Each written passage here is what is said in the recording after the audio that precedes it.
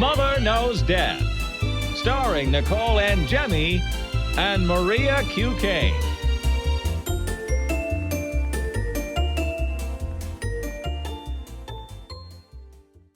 Hi guys, welcome to Mother Knows Death. We have a great episode for you today. We have a couple of updates on some stories we've covered over the past couple of weeks, including a social media influencer's son who died and drowned in the family swimming pool. And we have the results of Michael Madsen's autopsy too. We'll get into the death of singer Connie Francis, a mom criticized for hiring a lifeguard, an attempted kidnapping at a popular children's resort, annoying seagulls at the Jersey Shore, and one man's gruesome solution to getting rid of one of them. We'll also discuss the latest DIY body trend that's going viral.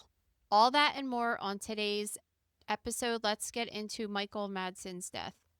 So we had been critical because they said he died from cardiac arrest, but now they've elaborated a little more on it, and I'm not going to try to pronounce these things so you can tell everybody what it says. Well, it said that he had a combination of cardiomyopathy, coronary artery disease, chronic alcoholism, and thromboembolic disease. So that's basically everything that you said. Yeah, I mean, we know that he had a history of alcoholism. It's really interesting because when I learned in school anyway, was that alcohol can have an effect on the heart and cause something called dilated cardiomyopathy. But I just saw that there was a recent study done saying that that isn't the case, and they really just think that it's underlying genetic conditions that are causing these people to get cardiomyopathy. And then I learned in school that alcohol was bad for you, and now it might not be bad for you, and then like as far as your heart health goes. So who knows?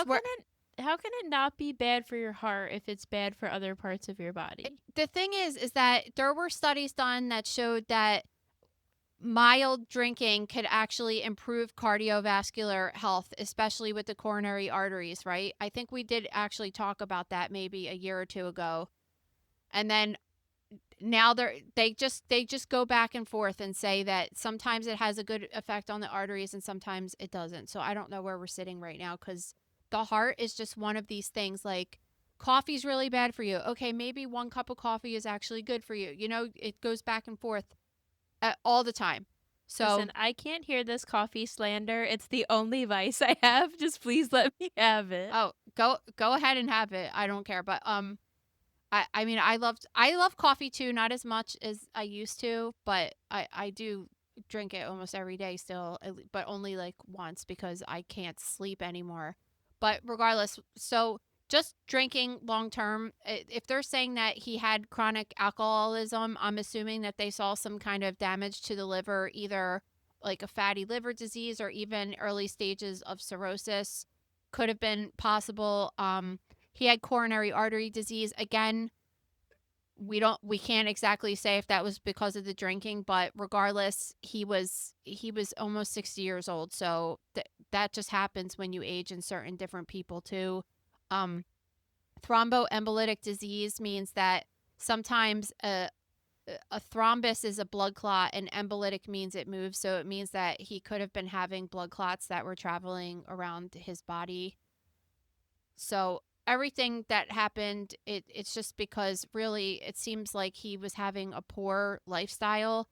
It sucks because a lot of the articles were saying that he had sobered up recently, and they said that he had some kind of test done to check his coronary arteries like months ago. So I don't understand if he was waiting to get a procedure done or what that procedure showed, because it did say that he had coronary artery disease. So obviously they may not have fixed what the problem was, if they even saw a problem when they did the testing.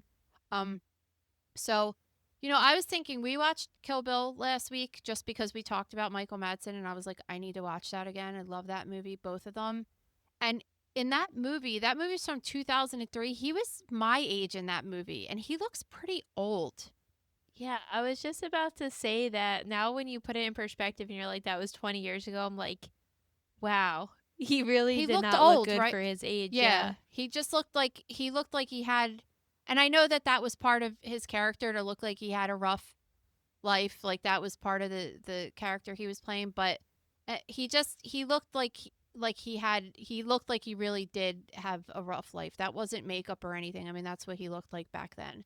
So, and I absolutely love him and all of his characters that he played. So it's sad, but this is just something. So it's just kind of a bummer because sometimes you hear people have these drug addictions or any kind of alcohol addiction, smoking cigarettes and stuff, and they really are like trying to get their life back together, and they stop doing whatever they're doing, and then they die shortly after.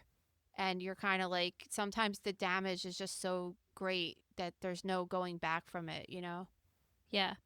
All right. Iconic singer Connie Francis has died at 87 years old. So I really like her music as somebody that loves vintage things, but the youths might know her because her song Pretty Little Baby recently went viral on TikTok, and it's been used truly in every other video I've seen on TikTok Really? and Instagram. Yeah. I used it in a clip recently because it's going viral, but I love that song. I think it's awesome, and she's an awesome singer, and this is a bummer. I have my volume off at all times because you know I get triggered by sounds in videos. We know. We could have Mom Someone talk wrote about this. someone wrote a comment under one of my recent videos and was like, "Hi, why haven't you been putting sound? Like, what's up with that?" And I'm like, "Dude, I rarely put sound behind because it's so triggering to me. I hate the sound of it." But Connie Francis, you know what? Whenever I hear the name Connie Francis, do you know what I think about? What? The Craft. Why? You don't know it that well. Anybody that's listening to me knows exactly what I'm about to say right now. So remember Nancy, Mhm. what was that actress's name? Farousa, didn't she Farousa something or I forget her you name. know who I know I'm exactly who you're talking about. yeah. The So, one that kind of looks like you does in she the 90s. in the 90s? Yeah, Yeah, I in the guess I did. 90s, she I definitely did looked kind like of have you. that look, I guess. Yeah. You'd So murder me if I posted any picture of you that even closely resembled her because I my have one of my gang member picture. Please do No, not post that. I have one of you, me, and Louie on the fridge. I'm probably like 3 or 4 in the picture. Louie's also a little kid, and you definitely have that like flipped black dyed haircut and like the dark lip liner and lipstick. Yeah. I mean, Anyway, proceed. that was that was the look. Anyway, in the movie she lives in like kind of a white trash situation in a trailer, and she's got this mom who has a boyfriend that's like drunk all the time and beating on her, and then something once she gets her powers, something happens, and I guess the trailer that they're in gets like struck by lightning or something, and the guy starts having a heart attack and he dies. And then they're like the mom's sitting there crying, and then this guy comes over that's like an insurance agent and lets them know that this total loser had some kind of insurance policy and they were getting a lot of money. So then all of a sudden the mom becomes really rich and gets this condo with like white carpets and stuff, and she's like, "I've always had a dream my whole life to have a jukebox that only plays Connie Francis." It's so great. But so I love that part of the movie just because it's hilarious, but really the thing that sucks is that Connie Francis sued a couple companies that were using her songs in movies because she thought that they were morally corrupt. Oh, really? Yeah, like she didn't Wow. like that it was being used in like sex scenes with certain movies like Jawbreaker and what was that other one called that it was in? Oh, Postcards from America and The Craft, obviously. Like she sued because she said that they were using her music without asking and she wasn't getting paid royalties. So I want to talk about her history. She has kind of like she's had a couple traumatic things happen to her. So first, I want to start off with her born name was Conchetta, which is your grandmother's name, my great grandmother's name, which is the coolest name ever. It is. And she had to Americanize her name after going on Arthur Godfrey's TV show Startime Talent Scouts. So they told her they had to make her name easier to say because her like crazy Italian name was too hard for all us idiot American people. So she was really popular in the 60s, and then in 1974, she survived a rape and robbery in her hotel room following a performance at Westbury Music Fair. And then she ended up suing that hotel and won, but she was in a deep depression from that. In 1981, her brother was murdered, which just further deepened her depression. And then in 1977, she had nasal surgery, which caused her to lose her singing voice. And I wanted to bring that point up in particular because there's a new documentary on Barbara Walters, and there's a supercut going around of all the horrific questions she's ever asked people in interviews, one of which was when she asked Barbara Streisand why she never got a nose job. And somebody... She's so mean. Yes. She asked, like, what did she say? She said something to Elizabeth Taylor about her weight or something. She said it to Elizabeth Taylor about her weight. She also had, this one pisses me off in particular because I love Dolly Parton more than anything. She, like, referred to her as a redneck. I believe she also asked her really inappropriate questions about the way she looked versus her intelligence. Yeah, she did, yeah. And I just think, I mean, this could be probably a whole episode in itself, but she was an extremely disgruntled person that took it out on other people, clearly. But the point that was brought up was that maybe Barbara didn't want to get the surgery because she didn't want to affect her singing voice, as we could see it had been to Connie Francis. So... Wait, her voice, you mean? Her talking voice. Because why would you even go in the area in which that could possibly be affected if your primary job... I'm not criticizing Connie Francis. I'm saying for Barbara Streisand, why would she even take the gamble? Yeah, I don't know. I wouldn't either. I mean, I say that all the time, like with the eye surgery and stuff. I would just never get it done because you wouldn't be able to do your job anymore. Or what you love to do. I mean, I just can't even imagine that. But I mean, sometimes you have to get surgery, whatever. No, sometimes. So she ended up dying from pneumonia. She was 87. I don't know. It's like this category of if you make it to 87, then that's amazing. That's really old age. And she had a really like a long life. She had a lot of years of life.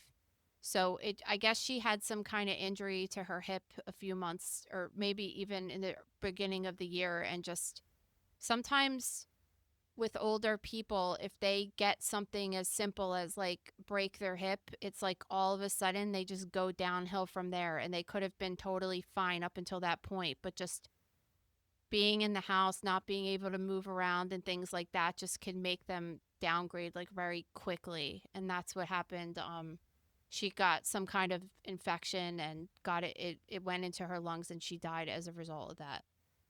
I think it's interesting you brought up the point that she had sued all these movies for using her song, and that so many years later the sound ends up going viral on TikTok because obviously anybody could put the sound on whatever video they want. And then she ended up doing a video lip syncing to her own song, like the clip on TikTok. Really? And she was petting her dog.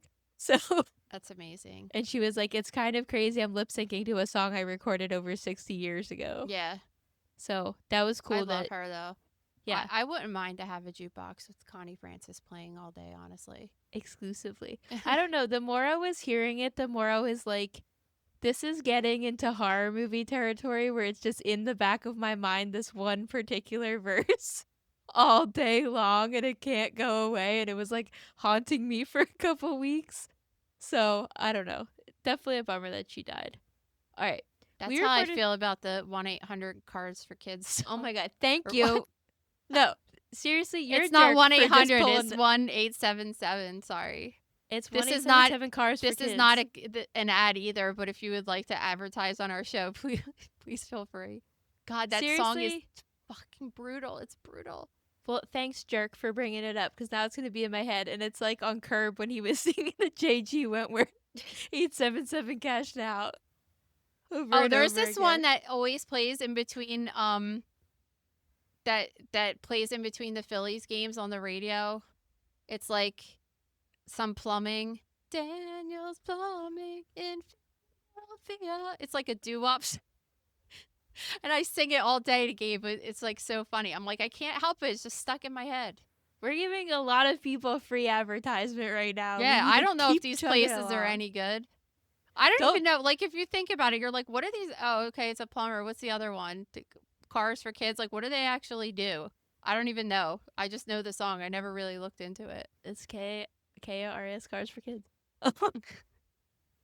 That song. Did you ever see they have like a music video? They have a commercial on TV where they play. It's just it's really not as exciting. They could have really done more with that. Well, we listened to New Jersey 101.5 like our entire lives, right? And I only ever heard it on there. And then when we went up to New York one time in the last 10 years, it's the first time I ever saw a billboard for it. And I was like, I couldn't have even Oh, told you I where see it it all the was. time, and I don't even want to look at the billboard because then I start singing it. All right, we're getting off topic. All right.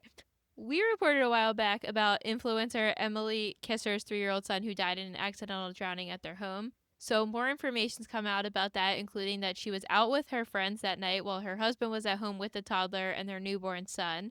He told police that he lost sight of the toddler for 3 to 5 minutes before finding him in the pool. They brought him to the hospital. He died 6 days later. So now police are recommending a class 4 felony charge of child abuse against the husband. I keep seeing this, so every single place is reporting this, and I always go to the comments. So that, like, some of the stuff I'll say to you right now is like not been reported by the news, so I don't know if it's accurate. But a lot of people in the comments were saying that she, like Maria had said, that she was out with her friends, and he was home with the baby and the toddler, and that she got some kind of alert on her phone that like a pool alarm. I guess you could put an alarm on your pool to see if anybody goes into it or goes near it or something. And she had texted the husband, and then she called him and he didn't get back to her, and that she had sent the police to the house. Now, I don't know if that's true because obviously when they're reporting this, there's so many comments just because of internet trolls. There's so many comments underneath that are like, these parents should be drowned. They should do this. They should do that. And then a lot of their friends go on these posts and try to set the record straight as to what happened or whatever. So we don't really know what happened because remember she went in and like blocked all of the records from being released, which I don't blame her because she's a social media influencer and people will like, you don't want everybody up in your business like that, I guess. Yeah, I guess it's like, but at the same time, everybody was up all in her business in a positive way. So that's why people feel like they want to know answers because I understand so she filed a lawsuit to conceal the records. So none of the records can be released until they make a decision, right? Like while the case is pending. I understand wanting to do that so you can grieve in private, which is her goal in all of this. But at the same time, I think by not releasing them, you're allowing trolls to theorize what happened and maybe make it worse. You know what I'm saying? Well, this is the thing though, because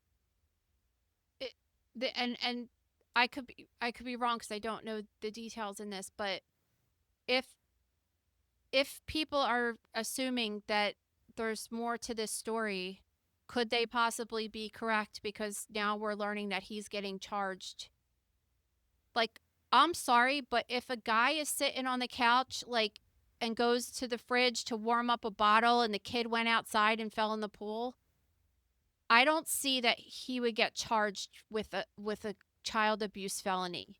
Like, there has to be, because there was cameras everywhere, there has to be more to the story that they determined that there was some kind of actual neglect. Let me read to you what the Arizona state law is for a class 4 felony child abuse. It says a person commits child abuse if they cause physical injury to a child or a vulnerable adult. It's also considered child abuse if someone has the custody of a child or a vulnerable adult and allows abuse to take place or causes the person in their care to be in a situation where they are endangered if the abuse was likely to result in serious physical injury or death. Like, so that means to me that they looked at the videos and they determined that he was in a situation that he was in danger, which is like a little bit more than an actual accident. Well, I guess that's broad because it's like, is the situation like he intentionally put him in a dangerous situation, thinking this, like knowing this would be the result, or was it as broad as they didn't have a cover or protection around the pool that obviously would lead But why would to the that harm just of be a child? why would that just be put on the father and not the mother? Because it was I don't their know. That's house. just what I'm saying. Because he That- was the supervising person. That's why it makes me think it's not, because like let's use my house as the same exact thing. Like, I'm out with my friends, Gabe's home, something happens. Like, why wouldn't I get in trouble too? It's my house. Like, that's why I'm saying it's very specific just to the dad, which is makes me think it doesn't have to do with the regulations of the house. Well, Furthermore, it's hard to say because of the records being sealed. You know what I'm yeah. saying? So it's like I feel like I I understand if she's genuinely saying I just want to grieve in private, but by keeping them concealed, you're also allowing people to imagine the absolute worst cuz it kind of looks like you're hiding something. Listen, I can't even imagine what this woman's going through. No, I I mean, can't listen, either. like, I'm not a fan of the family social media influencer things, but like, no one deserves to lose their child. And uh, even if she was doing this as a job and even semi exploiting her family, like, she doesn't deserve a dead kid in No, this not at type of all. way. And I can't even imagine, you're with your husband. I mean, I'm assuming they were together, they're in love, they just had a baby, and just having to, number one, like, forgive someone for something like that. I don't even know how your relationship could possibly survive that, but then you also have to, like, you have a baby that has a whole life ahead of them that you don't want to live in the shadow of your dead kid and all the turmoil between you and your husband either. Like, this chick has a really rough couple years ahead of her, for Especially if sure. he does end up going to jail. So, I mean, I don't, and like, maybe they weren't doing the right thing by, like, not having this and not having that. Like, I surely tell you guys all the time that I'm crazy with stuff in my house and things looking ugly. I don't think I'd ever skip a safety feature because of it. I would just figure out a way around that. But um she does, I can't even imagine what she's going through. And I guess the last thing that she wants to do is just let people further. I mean, like, she's not stopping whatever she's trying to stop. And like you're saying, she could possibly be making it worse. Well, also, it's important to note that this was just a recommended charge by the police department, and he has not been arrested, at least as of when we're recording this. So, It was unusual, though. Some of the wording in the articles was like he was getting charged with that for, it said, like, a previous offense or something like that. Like, it was just written weird. And there's just more to this story. I just believe there is. Because listen, kids drown all the time. We're going to talk about that more later in this episode too. Actually, in the next story, like, every parent isn't getting charged with child abuse in those situations. this episode is brought to you by The Gross Room. Guys, we wanted to tell you about a new feature we're bringing to the Gross Room this week, that Maria and I will be doing a YouTube live every Friday at noon Eastern Standard Time. And we will we'll get into what we're going to talk about later in this particular episode that we're going to have, but it's going to be so much fun. And the best part is that only Gross Room members can join this conversation, and they could interact with us, ask questions, and it's going to be great. Yeah, head over to thegrossroom.com now for more info and to sign up. So, this mother's actually facing a lot of criticism for hiring a lifeguard at her kid's birthday party. This is shocking to me, actually. Like, if you talk, I can't imagine talking to one mother that would be like, you're being ridiculous for hiring a lifeguard for a birthday party. It What? seems like somebody that's salty because they don't have the ability to do it. I mean, what parent is like, oh, you were too safe for my child? Like, this is ridiculous. Like, I think that there are definitely people that are like extra precautious and just with stuff, for sure. But I don't think that drowning is one of them. We've been, like, it's the theme of this week's episode. We did Malcolm Jamal Warner yesterday. Now we're doing this one. This kid, this social media influencer's child that died in a pool. 3,500 to 4,000 people die drowning. That's 10 drownings a day. Every single day in America, 10 people are drowning, and it's the leading cause of death in children ages 1 to 4. Leading cause of death in 'Cause it's children not 1 to specific 4 years to a old. pool. It's 'Cause it could yeah, happen in the bathtub. it's not specific to the pool. However, of these specific cases of these children, it's the like I said, it's the number one leading cause of death in children of that age.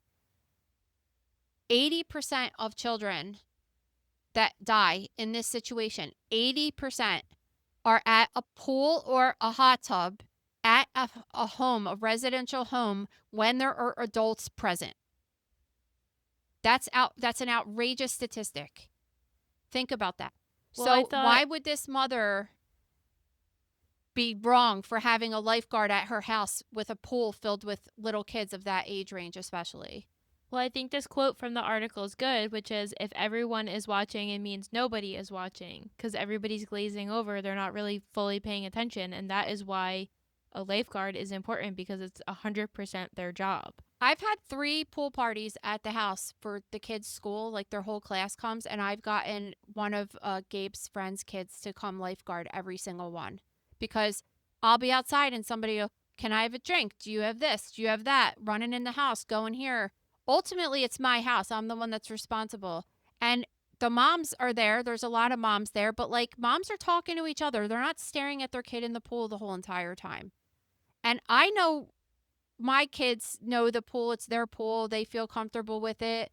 I feel a little bit less crazy having to watch them in that situation, but I always am outside with them, of course.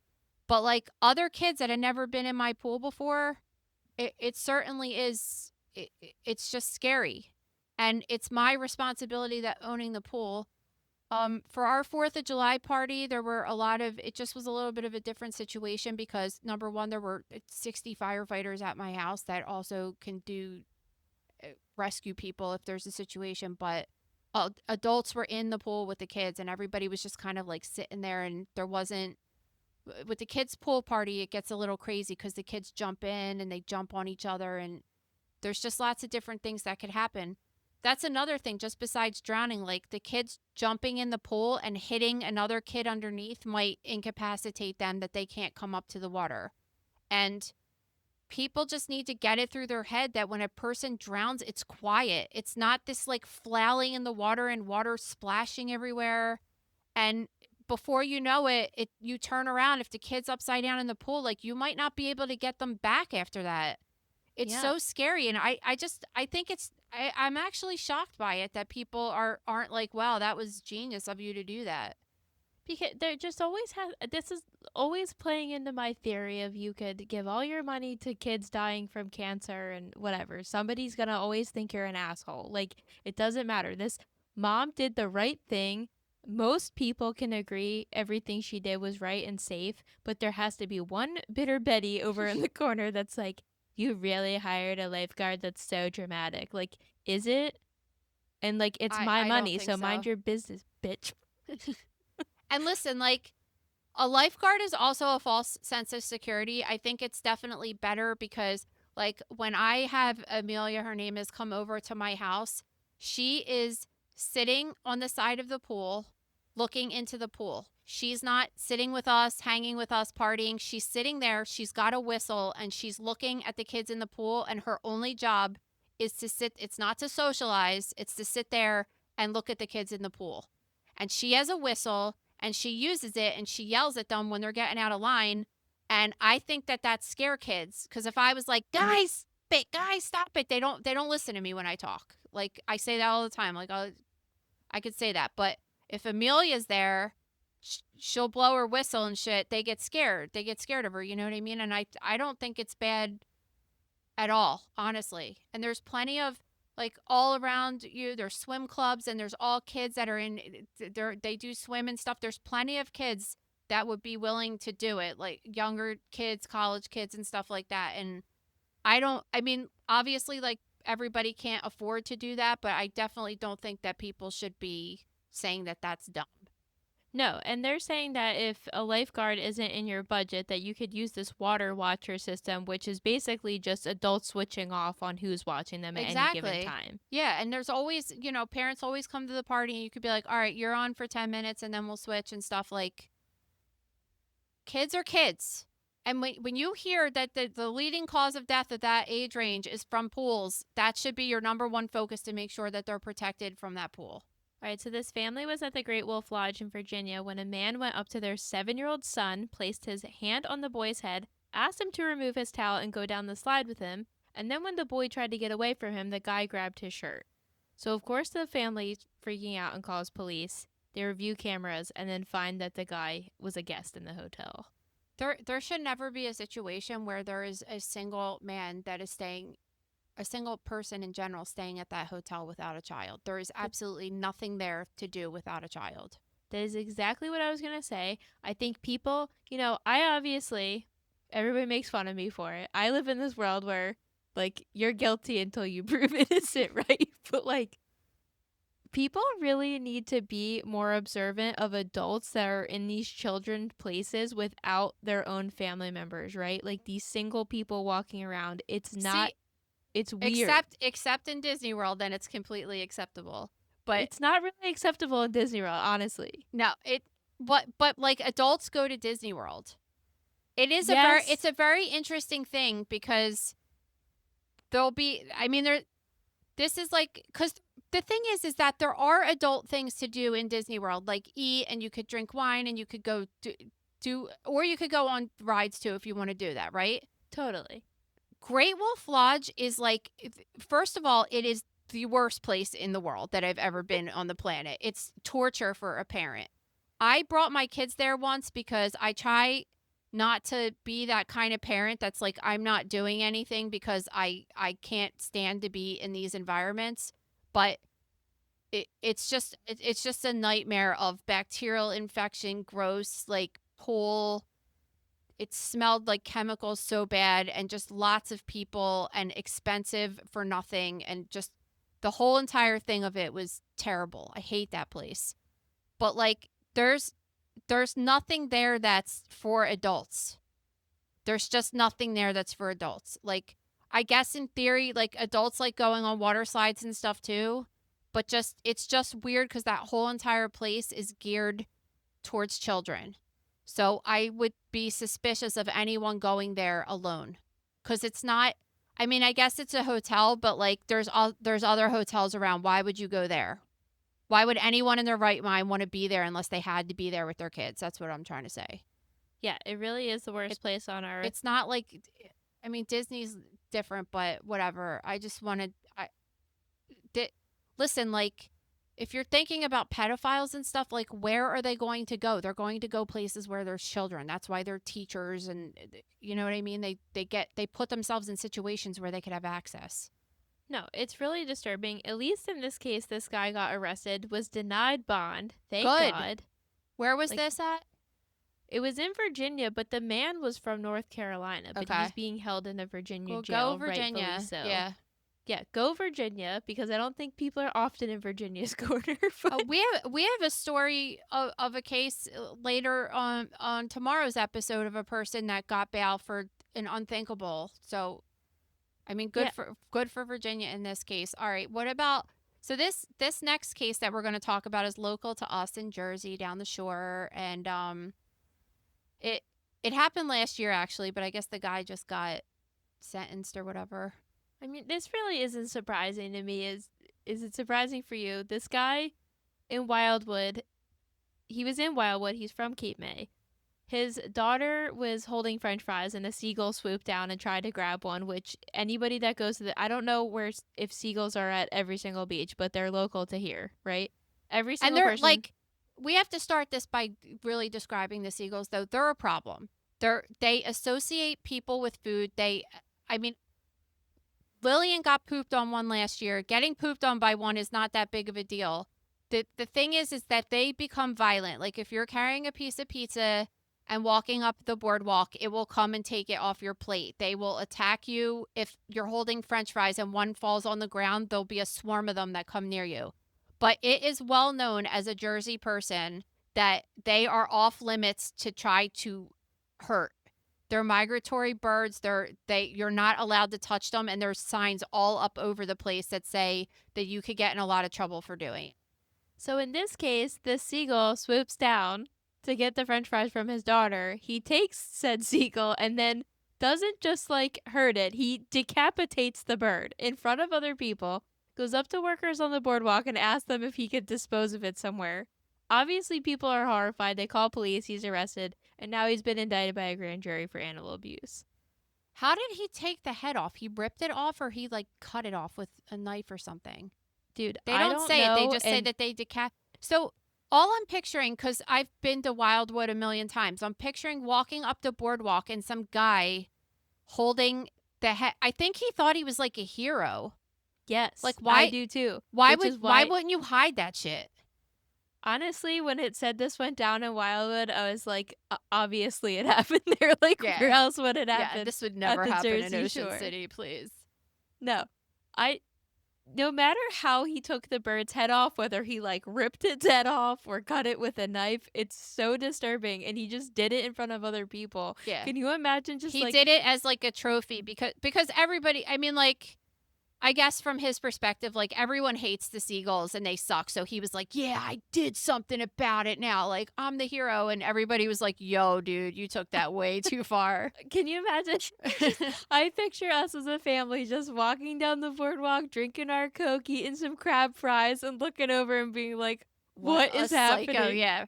So the thing is, though, and like, to me, he should be in all of this trouble because even though they're pesty and stuff, there's like a certain line you don't cross. And that to me just says a lot of different things about this guy not being able to control his emotions. And that actually scares me for him to be around other people, because that to me is like a lot, like a line was crossed, right? And You know there's what- all these studies done about, obviously we've heard all the ones about children harming animals and things like that and growing up to have antisocial behaviors, but there's also a strong association with adults that do things like this having alcohol use disorder or gambling addiction, antisocial personality disorder, and things like that. So this isn't just like some wholesome dad at the beach and just like flipped on this seagull. There's like way more going on behind the scenes with this dude. Well, he also pleaded not guilty, which I'm really interested. Like, There's is this cameras going to that have him like trial? what? Yeah, there's probably like cameras of him. I mean, he just because he pled guilty doesn't mean he didn't do it. It just means that he feels that it was justified. So I have jury duty in 2 weeks, and I'm That just would be. like, It's not in Cape May County though. no, so it's you're not the beat. same. It's not the same county. But People I'm just that are saying, like, listening right now that live in Cape May County are lucky. This is a good case. it is a good case, but I'm just like, I sit here and I'm like, we live in the middle of like nowhere. Like, what could possibly be going on here, right? That's interesting. But then these cases pop up. Wait, you're in Burlington County? Yeah. Yeah, so you're not going to have too much interesting. Although there's been, one of my friends works at the medical examiner's office there, and there's some crazy shit that happened there sometimes a couple years ago. So like, there's always a chance. Do you think they're possibly going to let me partake in jury duty when I filled out the form and they said, what is your job? And I put, I have a true crime podcast. Like, I Oh, feel no, like you should just that's throw it in the trash. irresponsible. Just throw it in the trash. I That's the- can't. I am a rule follower Yeah, I and know. I'm nosy, so I kind of want to go. So I won't get called because I want to go. You know what I mean? Whatever. But the Migratory Bird Treaty Act of 1918 has made it illegal to pursue, hunt, take, capture, kill, or sell seagulls or other migratory birds. So this has been illegal for over 100 years. It's not a surprise. I really wonder how this trial is going to go down with this guy trying to say he didn't do it, because I guarantee you somebody videoed him doing it. There's cameras on the boardwalk, so he's beat. Yeah. All right, let's talk about this new trend, which is called freeze branding. So actually, I came across this a while ago, and I wanted to write an article on it for the Gross Room. But then when I was researching it, there was barely any videos or any news articles discussing it. So I was like, I don't really know what it is, and I'm going to wait. So now I'm interested that it's finally popping up in the news. Well, apparently in 1966, a doctor had created this less painful way to mark animals for identification instead of branding them with a hot iron, because apparently the cold iron doesn't hurt as much. So people are taking that and deciding to put this iron in liquid nitrogen or something to really freeze it up, and then branding their own skin with it to leave like a scar type of tattoo. And all dermatologists and physicians are advising against this, because when they originally came up with this concept to do cattle or horses, their skin is really thick and can handle that. But our skin is so thin that burning it with liquid nitrogen like that could actually cause second, third, and even fourth degree burns, which could lead to cellulitis and then sepsis and ultimately death or amputations. I just don't understand why like, this conversation is going to come up every week. Why are we living in a society where you see something online and then you think it's a good idea and then you go for it and do it? Well, it can be sometimes if it's like a craft project. I made that pizza that I made yesterday, was like a But viral that's a TikTok. craft. It's No, not I like know. doing a medical procedure on your skin. I don't know. I guess you could argue it about traditional tattooing too, but I mean, it's just been Yeah. around so much longer. But what happens in this with the cold branding is really interesting, is that the cells get frozen and the melanocytes in the skin, which are responsible for your skin color, they completely get killed off. So it makes you have a scar that's white and doesn't have any pigment, which is cool because you could see the pattern of it. The problem is when you don't have any melanocytes in your skin, it has zero protection against UV rays. So you could get just serious burns or anything like that, having a large, and some of these things that people are doing are large. It could be their whole entire arm or something. It's similar to a person that's an albino or something that has a lack of these melanocytes, pigments in their cells, and the risk they are at getting serious burns because of it. So it's just kind of like, why? People don't realize that your skin is an organ. I obviously didn't realize that before I started getting tattooed, because I never would have gotten it done if I knew what I know. But like, just to think, like, would you brand like your liver? No, you'd be like, no, I'm not going to do that. Well, it's the same. It's the same thing. It's just your skin is your number one defense against the outside world. Apparently, this isn't the dumbest hack people are doing lately online, because the article also referenced how dermatologists have spoken out about other things, such as people lining their lips with Sharpies and warning that it could lead to toxins into their bloodstream, and also putting hemorrhoid cream under their eyes because it could lead to glaucoma. Oh, cool. So maybe I'm going to ask my I know the hemorrhoid cream one. My kids have asked me about it before, so I know that they've seen that. I'm going to ask them about the stupid Sharpie one. So I think when you see a beauty hack that's like, let's think of a popular one, which is the robe curls. Like, you take the strap from your robe and you put it on your head and you take your wet hair and wrap it around it to give you nice curls. That is a harmless beauty hack. When you're putting like other creams, what about and the pens Kylie Jenner and, lip challenge with the sucking of the bottle? Well, This is the problem though, because a kid comes across the video and thinks that these things are cool, and then they get hurt. They look like they have a giant hickey on their face for a week. So ridiculous. The best was that I was like, what happened to your lip? Like, I could tell that it looks like a suction wound, right? And she's like, oh, I fell on the bottle. And I'm like, yeah, okay. Yeah, the old I fell on it. The trick ain't working with this mom in particular. All right, guys, we will see you at CrimeCon in September 5th to the 7th. And we also would like for you to leave us a review on Apple or Spotify, or subscribe to our YouTube channel. And if you have a story for us, please submit it to stories@motherknowsdeath.com. Don't worry, the Bryan Kohberger sentencing is happening today, and we have all eyes on it, and we will keep you updated as we get more information. All right, see you tomorrow, guys. Thank you for listening to Mother Knows Death. As a reminder, my training is as a pathologist assistant. I have a master's level education and specialize in anatomy and pathology education.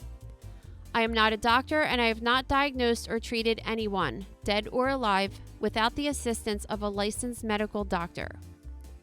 This show, my website, and social media accounts are designed to educate and inform people based on my experience working in pathology, so they can make healthier decisions regarding their life and well-being.